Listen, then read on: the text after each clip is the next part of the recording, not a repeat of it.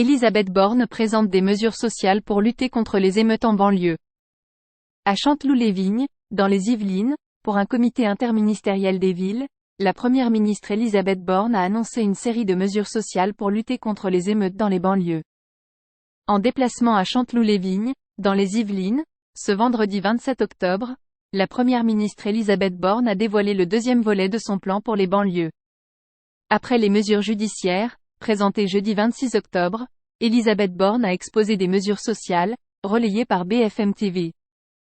Au programme de ce plan social pour lutter contre les émeutes, Élisabeth Borne a mis le paquet sur la réhabilitation des copropriétés dégradées, trop présentes dans les quartiers prioritaires.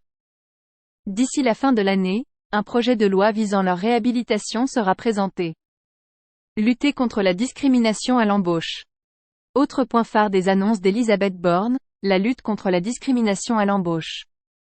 À cet effet, la première ministre souhaite mettre en place un testing, dès 2024. C'est inacceptable que certains noms et certaines adresses condamnent au chômage, s'est-elle indignée. Ce testing aura lieu sous l'égide de la délégation interministérielle à la lutte contre le racisme, l'antisémitisme et la haine anti-LGBT, DILCRAH. Il favorisera la lutte contre le chômage, qui s'élève à 18,6% dans les quartiers prioritaires. Logement, chômage, mais aussi école.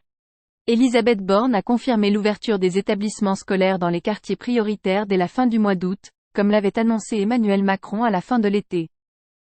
Enfin, pour ne pas concentrer toutes les difficultés dans les mêmes quartiers, Élisabeth Borne a annoncé sa volonté de demander aux préfets de ne plus attribuer de logements ou de créer des places d'hébergement pour les personnes les plus précaires, dans les quartiers prioritaires.